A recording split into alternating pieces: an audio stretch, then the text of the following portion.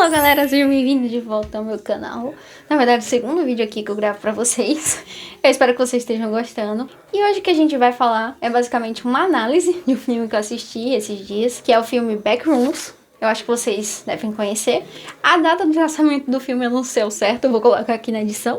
Se vocês quiserem ver, eu vou me lembrar. Tá aqui bem bonitinho. Ou foi 2025 ou foi 2026, mas eu não lembro com certeza. Backrooms, como vocês devem saber, é um termo bastante conhecido na internet, que é mas como se fosse uma realidade paralela feita de espaços liminares. Espaços liminares, esse termo já deve estar mais do que conhecido na internet, mais do que disseminado, até porque tem vários jogos de espaço liminal, jogos de terror de variados tipos, muita gente surfou nessa onda. E Backrooms vai ser um filme trazido com esse tema, com essa realidade, com novos personagens, a partir da visão do diretor, que também fez vários curtas aqui na internet, que trouxeram muito forte essa ideia da Backrooms, fixaram muito na mente das pessoas a partir desses curtas e trouxeram esse cara pra dirigir o filme também. E ele é um diretor muito competente, eu já posso dizer, de passagem, porque ele tinha um lugar, ele tinha o orçamento e ele pegou isso e ele fez um filme magistral com o que ele tinha.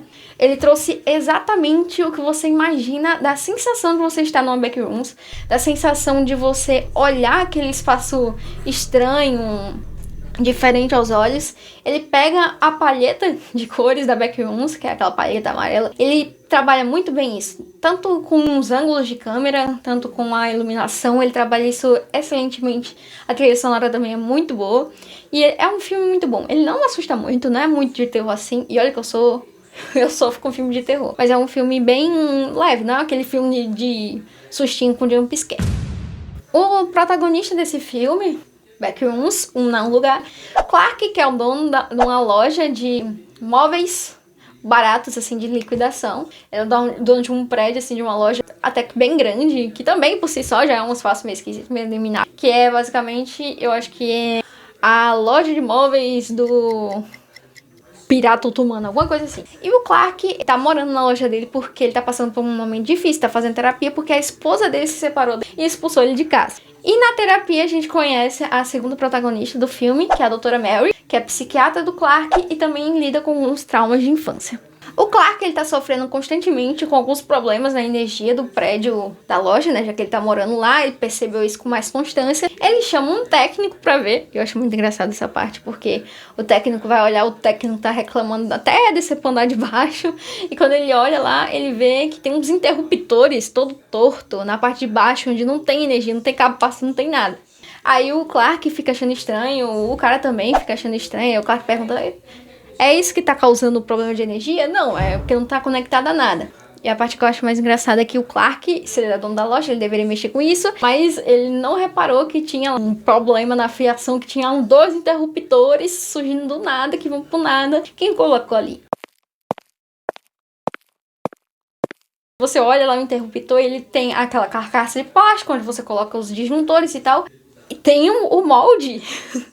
Tá lá um moldezinho bonitinho, ó, encaixado perfeito, como se fosse feito pra ali. Como se fosse uma coisa que tivesse aparecido do nada. Simplesmente brotado, surgido da parede e tá lá os interruptores. E normal isso, ninguém achou estranho. Ninguém se questionou. O Clark, em alguma dessas noites, depois que o técnico vai embora, ele desce pro andar de baixo porque ele já tá estressado por causa da terapia, por causa dos problemas com a esposa. Ele vai descer lá pra baixo porque as luzes estão piscando de novo e ele não consegue solucionar isso. A conta tá vindo muito cara por causa desses problemas de energia.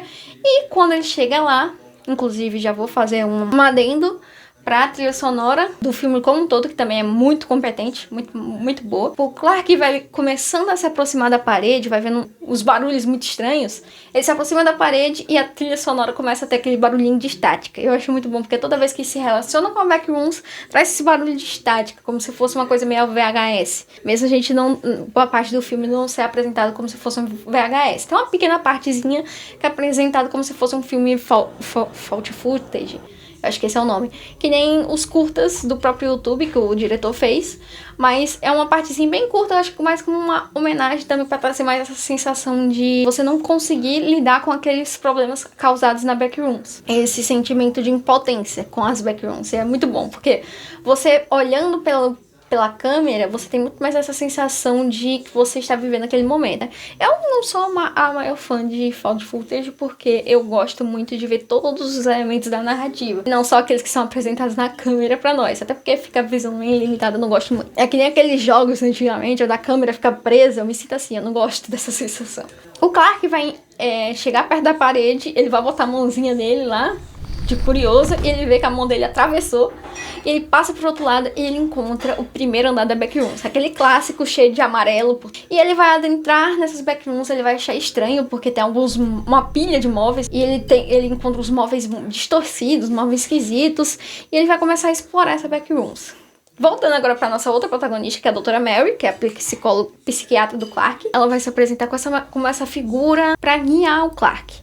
Mas ela também vai ter muitos traumas que são apresentados pra nós durante essa narrativa, os problemas familiares com a mãe dela. E eu já queria pontuar uma coisa interessante que eu achei nesse filme, que é justamente relacionando com a escrita, que é o subtexto. O filme, ele poderia simplesmente apresentar só a visão do Clark. E a gente já teria um filme, em tese. Só que, durante o filme, ele também vai apresentar algumas partes da doutora Mary no seu cotidiano. Você vai ver ela mexendo nos armários para tomar os medicamentos dela, você vai ver ela com uma aparência muito abatida, uma aparência de que ela tá cansada, com olheira, que é totalmente diferente dessa figura que ela se apresenta pro Clark. Como a psiquiatra, né, ela vai ter aquela voz mais monótona, aquele olhar mais centrado, vai estar ali para fazer o seu trabalho e guiar o Clark. Mas o importante do subtexto é, se a gente for tirar do filme a parte da doutora Mary, a gente só colocar a doutora Mary com o Clark, a gente vai pensar o quê? Vai ficar mais a favor do Clark, porque o Clark tem a visão de que a doutora tá julgando ali o tempo todo. Também porque ele tem esse problema com a esposa dele, que deixou ele e o expulsou de casa. E toda vez que tem um exercício durante a consulta, eles fazem de dramaturgia, de cenar o momento em que o Clark é expulso da casa dele. Então, ele não só vê essa psiquiatra, Mary, como uma figura de autoridade, mas como uma figura de julgamento, e misturado com essa antipatia que ele tem pela esposa dele, com esse julgamento, com essas coisas não ditas pra esposa dele. Então ele vai colocar tudo isso na Mary.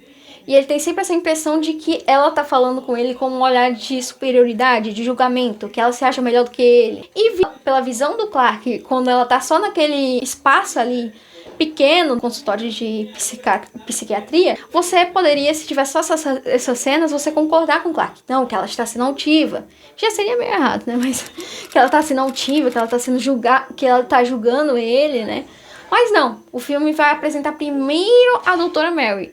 Ele vai trazer esse passado, esse fundo de trauma. Ele vai trazer que em casa ela se sente essa pessoa mais frustrada. Só pelo olhar dela você vê que ela se sente frustrada em alguma coisa.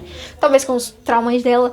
Você vê ela cansada, você vê que ela não tá vestindo aquelas roupas de quando ela tá trabalhando. Uma postura encenada para o papel que ela está prestando para o Clark de um profissional da saúde, que no dia a dia ela é diferente disso. Ela lida com seus próprios problemas. Ela é humana no seu dia a dia. Enquanto ela tá com o Clark, ela continua sendo humana, mas ali ela está prestando serviço ao Clark, ela está querendo orientar o Clark, ela está querendo ajudar. Ela é a profissional, ela não é a Mary do seu cotidiano. E por causa disso, o Clark tem uma visão dela, a gente tem uma visão dela diferente, e ela em si é uma personagem diferente dessas duas visões que a gente pode ter, tanto a do Clark quanto a nossa como público interpretando. Eu gosto de trazer isso pra lá da escrita, quando a gente observa o cinema, que é o do subtexto. Sabe aquele do show don't tell? O quão é importante você não apenas contar as coisas, mas demonstrar? Existe uma necessidade, na hora que a gente tá escrevendo, de escolher bem as nossas cenas que a gente tá colocando pra significar algo. E eu gosto desse subtexto do filme, de colocar a Mary nesses dois aspectos, de alguém da parte profissional, que trabalha em favor do outro personagem, e da parte dela mesma própria, com seus pensamentos. Vamos dizer que você tem um protagonista, que ele tá sofrendo alguma situação na escola e ele acha um personagem secundário muito arrogante com ele. Ele passa no corredor e narra. Do ponto de vista do personagem, ele vai receber um olá do secundário, personagem secundário, que tá lá, abriu o armário dele, bonitinho, e ele vai achar que esse oi tá muito seco, foi dito com julgamento, que ele nem ligou pra quando ele tava passando. E o personagem protagonista, ele vai ter essa visão desse personagem. Mas se você traz um subtexto, você coloca essa esse foco da narrativa do personagem que está narrando, que ele está focando nos pontos negativos desse secundário. Quando você coloca um subtexto dele abrindo uma porta, dele com uma olheira, um olhar cansado, de um diálogo solto aqui e ali, você, quando trouxer lá pra frente que esse personagem, ele não era arrogante, ele tinha motivações, naquele dia ele estava cansado, ele não conseguiu dormir direito, ele teve uma má notícia. Na verdade ele sempre gostou do protagonista, ele só era visto pro protagonista de uma forma muito negativa e nunca se aproximou por causa disso. Então todo subtexto muda muita história. E é por isso a necessidade de a gente saber o que vai escrever e como vai escrever. Tem aquele ponto de vista do narrador não confiável. A gente já sabe que o Clark no Backrooms é um personagem não muito confiável porque ele tá meio transtornado durante o filme. Ele vai ficando cada vez mais transtornado. Você sente que ele é um protagonista muito dúbio. Inclusive é muito bom essa parte do filme. E você vê que o narrador não confiável, ele vai te narrar uma coisa. Mas se você quiser trazer o contraponto, mostrar essa contradição, você traz o quê? Nas sublinhas, no subtexto, nas coisas que o personagem em si, que não é confiável, não consegue esconder na hora da sua narração. Porque ele, às vezes, até escapa na hora da narração. E esse subtexto é sempre o mais interessante e o mais importante. Trazer o subtexto, trazer uma cena bem colocada na hora de escrever o seu texto, saber trazer bem os elementos. E eu digo saber trazer bem os elementos porque eu gosto muito da forma como filmes de antigamente, o Backrooms é um exemplo disso. Tem muitos filmes que estão saindo que tem essa característica, mas muitos deixam de lado, né, por causa do algoritmo rápido, de que a gente tem que estar sempre com a mente funcionando rapidamente. Então, é interessante pra mim esses filmes que eles não precisam contar tudo pra nós. A gente tem que prestar atenção no filme pra gente entender. Então o próprio Clark, você vai ver que ele tem esse subtexto. Você vai ver esse subtexto no Clark a partir de que você começa o filme, ele é o protagonista. Então você tem essa visão de trazer de injustiça, de que ele se sente injustiçado, que ele foi expulsado de casa. Mas você vai vendo durante a narrativa os pequenos pontinhos de que ele é uma pessoa meio violenta, uma pessoa meio agressiva. Tem um background dele com a bebida, que ele também bebe, e ele vai dizendo que ele não bebe. Mas quanto mais tempo vai passando na narrativa, você vai ver que a visão que ele conta da história dele não é a visão talvez verdadeira. Então você vai vendo pelo subtexto que ele pode ser agressivo, pode ser manipulativo, que ele pode não se importar com as pessoas, que ele pode agir como umas pessoas como se fossem descartáveis. E quando chega o embate final do filme, entre ele e a Mary, lá na Backrooms, você tem toda essa crescente que vai indo de pouquinho em pouquinho, tudo isso no subtexto. E isso pra mim é o mais interessante de tudo. Voltando pra uma parte que tá no título, provavelmente, do vídeo que eu queria, foi a primeira coisa que eu pensei na hora que eu tava assistindo esse filme, de retratar, é sobre o quê? Inteligência artificial. E principalmente no ramo da escrita, mas também na arte. Por quê? Quando o Clark vai estar explorando lá a nossa Backrooms, ele vai contar a existência da Backrooms, que ele achou esse espaço para Mary, ele vai dar um exemplo muito interessante, que é uma metáfora que eu gostei muito. E pra mim é um exemplo muito bom de como a IA funciona, que ele vai dizer assim: imagina que você encontra uma pessoa que nunca viu um cachorro na vida, ela não conhece um cachorro, e você começa a descrever pra essa pessoa a característica de um cachorro, e pede pra essa pessoa desenhar.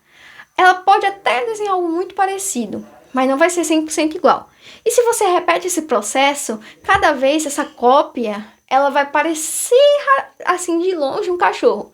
Mas quando você analisar nos detalhes, ela não vai ser um cachorro, porque essa pessoa não sabe. É uma cópia de uma cópia de algo que você supôs. E pra mim, a inteligência artificial, tanto na escrita como na arte gerada por inteligência artificial, que na verdade são imagens geradas por inteligência artificial, uma coletânea de dados de imagens de outras pessoas que foram feitas ao longo do tempo, é basicamente uma metáfora que se encaixa perfeitamente nessa metáfora da Backrooms. O que são as Backrooms? Aí ela pega um monte dos seus dados, dos dados que tem a internet afora, dos seus próprios dados, da sua própria agenda, do que você conta pra ela, da sua escrita que você define na hora que você vai fazer o prompt. Ela pega tudo isso e ela gera uma cópia, mas é uma cópia imperfeita, uma cópia que não é algo produzido por uma pessoa humana, uma mente pensante. É uma cópia de alguém que acha, de uma máquina que supõe o que seja o pensar, de uma máquina que supõe que seja arte, de uma máquina que supõe que seja um cachorro. Tanto que as primeiras imagens geradas por inteligência artificial, você via aquela deformação, aquela coisa toda estranha, porque ela estava imitando o que ela achava que era, a partir dos dados, uma imagem daquilo que o usuário pediu. Mas aquilo não tem como ser uma coisa humana, uma coisa feita, uma coisa verdadeira, uma coisa que faz sentido. Você pode até achar, conforme o tempo vai passando e ela vai se aperfeiçoando, que não, tá quase igual um texto de um ser humano, mas não. Aquilo é uma cópia. E ainda tem aquela teoria da internet morta, que vemos muito hoje em dia, de que as pessoas delegam para inteligência artificial tarefa de fazer um post, ela vai lá, pega aquele texto, posta na internet, alguém acha legal, já vai repostando, e outra pessoa reposta, e vai virando uma cópia, daqui a pouco a IA se alimenta, a IA agora tem a conexão dela com a internet, né, com os dados da internet, vai pegando as coisas da própria IA, que a própria IA gerou a partir de prompts das pessoas, e vai regerando de novo, e vai virando essa cópia de uma cópia. E daqui a pouco, se a gente vai delegando essas coisas, a escrita para a IA, a gente não vai ter um texto nem assim perto de um subtexto, de camadas, de escrita, de ritmo, porque a IA não consegue fazer isso. E quanto mais ela vai se retroalimentando, mais ela entra nesse espaço liminal, enfim, a palavra certa aqui. Vai entrando nesse espaço de que ela simplesmente não consegue fazer algo que pareça minimamente humano. Ela tem uma ligeira lembrança do que seria uma escrita, do que seria uma imagem gerada por uma pessoa. Mas ela tá vazia, ela não tem alma, ela é estranha aos olhos humanos. E pra mim o mais importante é, na sociedade atual, a gente ter um pouco de autoestima. Porque, mesmo que a inteligência artificial, eu acho que ela escreve melhor do que eu, mas você tem que lembrar que a IA, a inteligência artificial, ela não vai escrever como você. Você tem uma vivência, você é um ser humano, você tem vivências diferentes, formas diferentes de pensar, formas diferentes de agir, formas diferentes de escrever. Você pode pensar, mas porque a minha ideia é muito previsível, muitas pessoas já fizeram, mas ninguém fez a sua história. Ninguém vai fazer a versão da história que você vai contar, os diálogos que você vai escrever, a forma que você vai escrever, a forma que você vai dar os títulos. Ninguém vai ser igual a você, muito menos a inteligência artificial. A gente vê no filme Backrooms, no final do filme, onde a Mary consegue sair da Backrooms, spoiler, vai estar desde o início do vídeo, se você chegou aqui você sabia. Você vê a Mary saindo da Backrooms e você vê a cópia da Mary na Backrooms, é basicamente você escritor e você escritor delegando para o chat GPT. É tipo você dizendo assim, escreva como fulano de tal. Ela pode imitar, ela pode chegar perto, ela pode até fazer quase igual, mas ela não vai ser aquela pessoa, porque ela não sabe direito como é pensar, como é existir, como é ter vivência, como é ter nuances enquanto você escreve, detalhes, coisas que só você, na sua vivência, na sua história, saberia fazer e escrever. Escrita é uma prática. A prática é como se você fosse subindo degraus. Mesmo que o seu texto seja ruim, mas ele é o primeiro passo na escada para você conseguir atingir o seu objetivo. Não é porque você, daqui uns tempos, acha que é ruim, que aquilo não te agregou, que aquilo não te ajudou, que aquilo não foi um passo na sua progressão. Porque você nunca vai ser bom se você nunca começar. Você precisa ser ruim para ser bom. Se você nunca começar, você nunca vai ser bom. Você entender que mesmo que exista backrooms, mesmo que exista aquela possibilidade infinita de cópias, você tem que sair. Porque você é uma pessoa que vai muito além daquilo. Você não é uma cópia, você é o original. Você consegue pensar, você consegue escrever, você tem capacidade, você pode fazer algo muito melhor. E esse filme é muito bom, é basicamente essa reflexão que eu tinha pra trazer pra vocês, tanto de subtexto, quanto de arte, como de escrita, como de cinema. E eu vejo vocês no próximo vídeo. Tchau, tchau. Obrigada por acompanhar até aqui. Goodbye.